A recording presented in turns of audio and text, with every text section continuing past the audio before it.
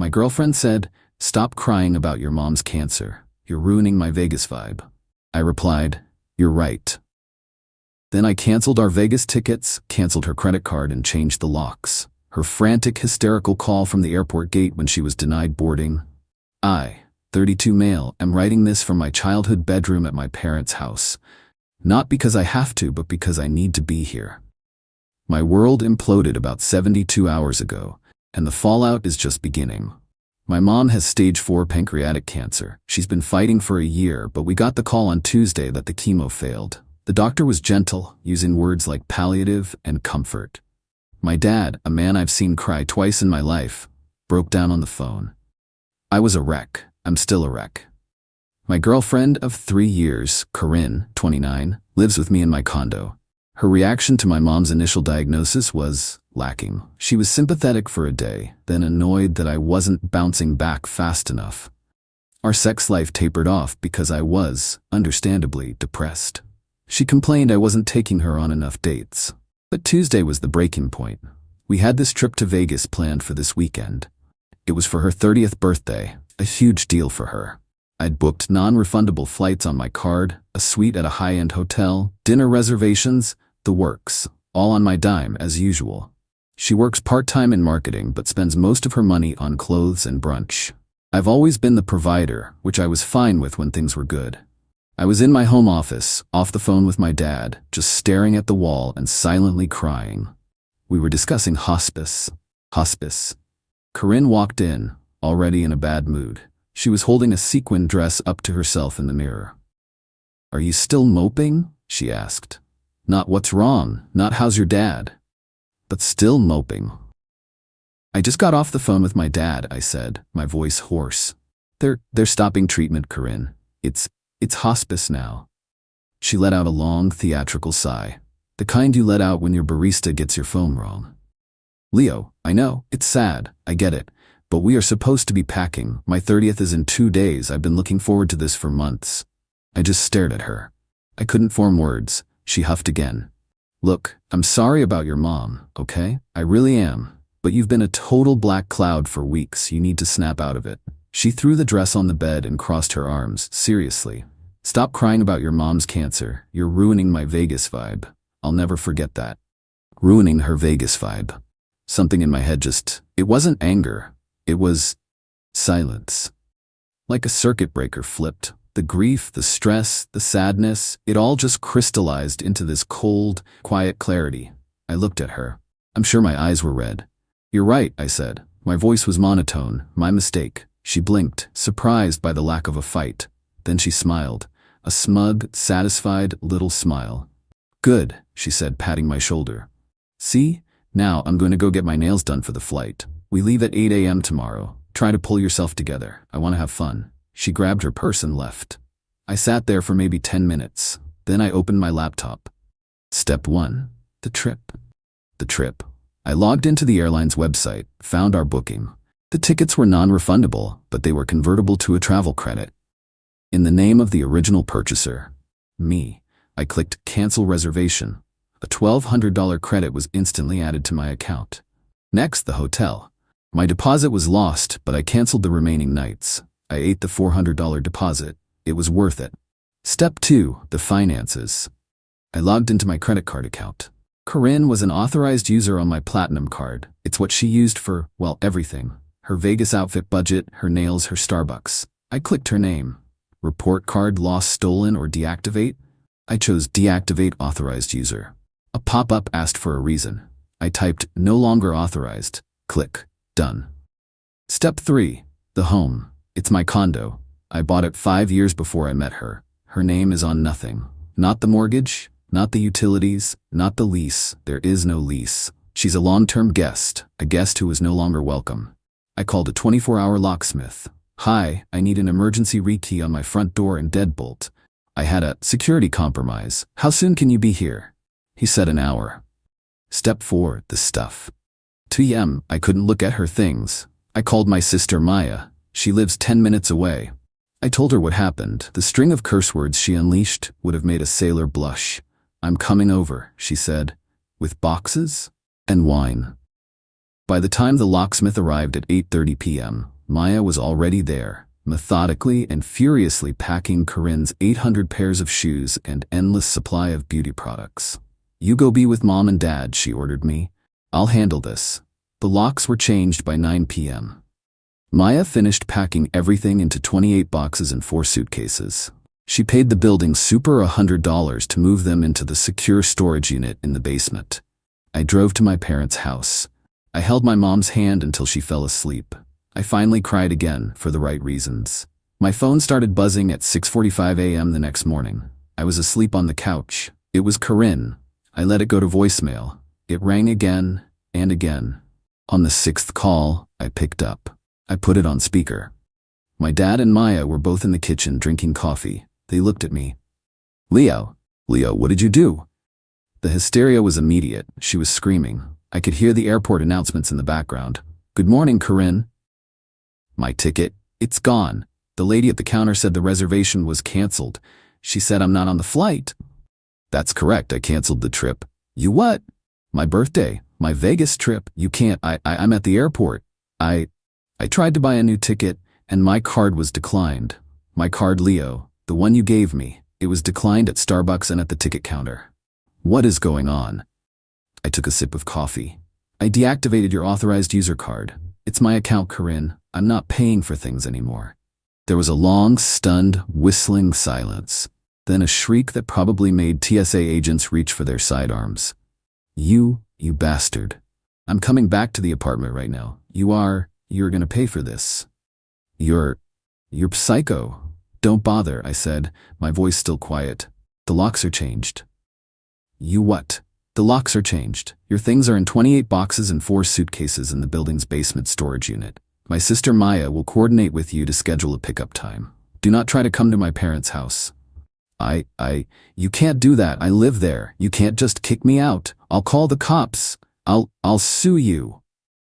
"You don't live there, Corinne. You were a guest, and your stay is over. My mom is dying. I'm going to go sit with her now. Goodbye." I hung up. Her number blew up my phone for the next hour. Texts, calls, voicemails. I just blocked the number. Then, about an hour later, a new number called. I answered. It was her mother, Brenda. "Leo, honey," she said in this fake sweet voice. "Corinne just called me. She's hysterical. There must be some terrible misunderstanding." "No misunderstanding, Brenda. I ended the relationship." "But her things? You locked her out?" "Leo, that's not legal. You have to let her in. She needs her clothes. And you canceled her cards? How is she supposed to live? She's at the airport with no money. She's an adult, Brenda. She can get an Uber. She has a job. I'm sure she has her own debit card. You know she doesn't make that much. You always took care of her. Leo, this is cruel. After all we did for you, welcoming you into our family, and right before her birthday? You know how much this trip meant to her. The entitlement. It was staggering. Brenda, my mother is in hospice. Corinne told me to stop crying about it because I was ruining her vibe. The conversation is over. I'm blocking your number now. I did. I'm now sitting here waiting, not for her, but for the hospice nurse to arrive. The drama feels small and pathetic, but I know it's not over. She's not going to let this go. Update 1. It's been about a week. My mom she's still here. She's weak, but she's lucid, and we're spending every second we can with her. Thank you for all the kind words. It means more than you know. The Korean situation unfortunately escalated exactly as I expected. 2 days after the airport incident, I had to go back to my condo to pick up some documents for my parents and get some more clothes. My sister Maya insisted on coming with me, which, thank God she did. As I was pulling into my parking garage, a car I didn't recognize peeled out and blocked me. It was Corinne in her best friend Tasha's car. Tasha was in the passenger seat filming me with her phone. Corinne jumped out, face streaked with mascara. "Leo, you can't ignore me. You have to talk to me," she screamed, banging on my window. I put the car in park. Maya just shook her head and started recording on her own phone. "Don't get out," she said. "Let me in my apartment." Corinne shrieked. "You have my things. You stole my things." "Corinne, I texted you," I said through the closed window. "Your things are in storage. Maya will coordinate a pickup. You're trespassing." "It's my home. I'll have you arrested." This went on for about 10 minutes. Her friend Tasha yelling, "Yeah, Leo, you're an abuser," while Corinne tried to pull on my car door handle. Finally, I just called building security. They came down and told her to leave the private garage. She refused, so they called the police. A patrol car showed up about 20 minutes later. 2 officers, one older, looked tired. One younger, looked annoyed. Corinne immediately ran to them, bursting into fake sobs. "Officers, thank God. My ex-boyfriend locked me out of my apartment. He kicked me out with nothing. He stole all my property. He's abusing me." The older officer sighed. "Ma'am, please calm down. Let's get his side." They walked over to my car. I rolled down the window. "Sir, what's going on here? This young lady says you illegally evicted her." "Good afternoon, officers," I said calmly. Maya was still recording, which the younger cop noted. "This is my condo. I am the sole owner." I pulled my driver's license with the address and my mortgage statement from the glove box and handed them over. "Miss Corinne was my girlfriend. She lived with me as a guest. She is not on the mortgage or any utilities. I ended our relationship on Wednesday. Her belongings were packed and moved to a secure storage unit on site. I have repeatedly offered to coordinate a time for her to pick them up with my sister as a witness. She has refused." Corinne screeched, "He's lying. I paid rent." The younger cop looked at her. "Did you, ma'am? Can you show us a check, a bank transfer, a lease agreement?" "Well, no," Corinne sputtered. I paid for groceries and I decorated. That counts." The older cop handed me back my papers. "Sir, you're right. She's not a tenant. This is a civil matter, not a criminal one." "Ma'am," he said, turning to Corinne, "you need to leave the property. He has offered to return your belongings. You need to arrange a time with his sister, like he said. If you stay here, we will arrest you for trespassing." The color drained from her face. Tasha had stopped recording. "But my stuff." "Arrange a time," the cop said slowly. "Now, get in your car and leave." They fumed. Corinne got one last parting shot in. "You'll be hearing from my lawyer, Leo. You stole from me." They finally left. Maya and I went up. The apartment was so quiet. It was peaceful. But the entitlement didn't stop. The next day, Maya got a text. "I'm picking up my stuff. Tomorrow at 10 a.m. and I'm bringing my mom and Tasha." Maya replied, "Fine. You and one other person will be met in the lobby. You will not be allowed in the condo. You will be escorted to the storage unit. You can load your things, and then you will leave. I will be there with a witness." The next day, I was at my parents'. Maya went with our dad's friend, Al, a guy who is about 6'5" and looks like he eats rocks for breakfast, but is the gentlest person I know. Apparently, Corinne, her mom Brenda, and Tasha all showed up. Al and Maya met them in the lobby. Brenda immediately started. "This is ridiculous. You're treating my daughter like a criminal. After all she did for Leo." Maya, who has zero patience for this, just held up a clipboard. "Here is the inventory list. 28 boxes, 4 suitcases. You'll be escorted to the unit. You load your own stuff. Once you have it, you sign this paper confirming receipt, and you leave." They went down, they started loading, and then, the dirty trick I was waiting for. "Where is it?" Corinne said, her voice dangerously quiet. "Where is what?" Maya asked. "My laptop, my brand new MacBook Pro, the silver one." Maya was confused. "Your laptop is in box 12 marked electronics. It's your old white one." "No," Corinne shrieked. "My new one, the one I bought for the trip. It was in the bedroom. You stole it." Brenda pounced. "She stole it. Maya, you thief. That's a $2,000 computer. We're calling the cops again." Maya just looked at her. "Corinne, there was no new laptop in that room. I packed every single thing. Are you sure you're not mistaken?" "I am not mistaken." And then Tasha, the friend, made the fatal mistake. "Oh my God, Corinne, just tell them. It's not like it matters now." Corinne looked like she'd been slapped. "Tell them what?" Maya asked. Corinne looked at Brenda, then at Maya. The bill. It was on his card, the one he canceled." It all clicked for Maya. You bought a $2,000 laptop on Leo's credit card, knowing you were just an authorized user? He always pays." Corinne screamed, her face red. It was an early birthday present. He owes me, and now you've stolen it, and he canceled the card so I can't even pay for it. He's ruined my credit." She doesn't understand how authorized users work. It doesn't affect her credit, it's just my bill. Maya actually laughed. "Let me get this straight. You're angry because you tried to stick my brother with a $2,000 bill for a laptop he didn't know about, and you're mad because... What? We didn't find the laptop you must have? What? Had delivered somewhere else? Hidden? Corinne and Brenda just stared, caught. The laptop, it turns out, was at Tasha's house. She'd had it shipped there, probably so I wouldn't see the package. She was just trying to see if she could claim we stole it and stick me with the bill. Al just crossed his arms. Take your boxes and go. They loaded the rest in furious silence, threw the signed paper at Maya and peeled out. I thought that would be the end of it. I really did. I was so naive. Update 2. This is hard to write. My mom passed away 3 days ago. She went peacefully in her sleep. My dad, Maya, and I were all there. The last 2 weeks have been a blur of grief and just emptiness. The funeral was yesterday. I've never felt so hollowed out. And in the midst of this, the world's most pathetic, entitled drama continued. About a week before Mom passed, I got a certified letter. My hands were shaking, thinking it was something medical. It was from a lawyer. Corinne was threatening to sue. She was demanding $2,500 for the MacBook Pro, a promised gift he refused to pay for, $1,200 for the value of the Las Vegas trip, $5,000 for emotional distress and illegal eviction, and $800 for a ceramic heron. I stared at that last one. A ceramic heron. A tacky, blue-glazed bird statue that I bought at a home goods store for $40 because she liked its vibe. She was now claiming it was a priceless family art piece that my sister had intentionally destroyed during the move. Maya confirmed it was in the knickknacks box, wrapped in bubble wrap. I just handed the letter to my dad, who was sitting at the kitchen table. He read it. His face, already etched with grief, tightened. Don't worry about this, son, he said. This is just noise. Focus on your mother. I'll handle it. My dad, it turns out, has a lawyer on retainer for his business. He forwarded the letter with a one-sentence email. Handle this garbage.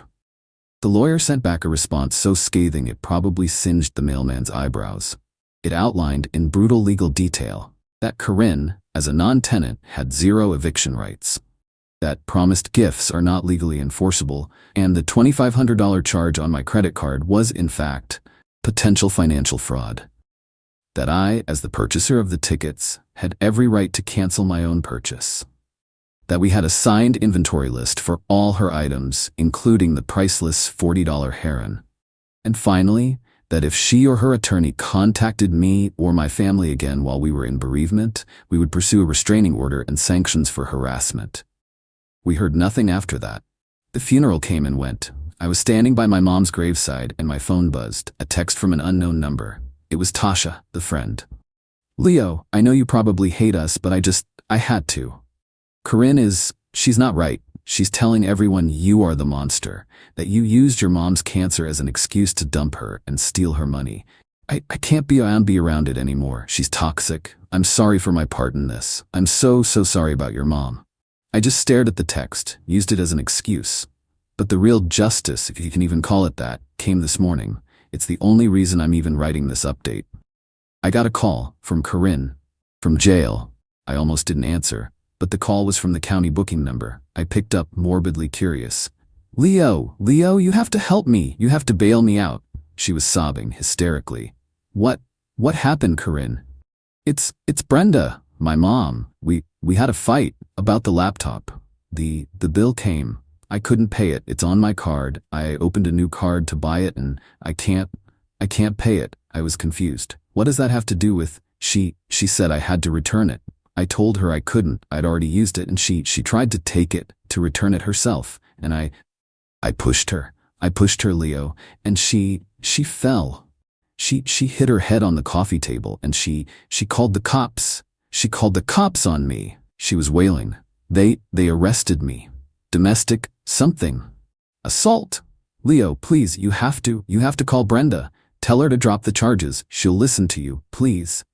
The sheer galactic level entitlement to call me, the man whose vibe she was worried about while his mother was dying, to ask me to save her from her own mother, who she assaulted over the laptop she tried to steal from me.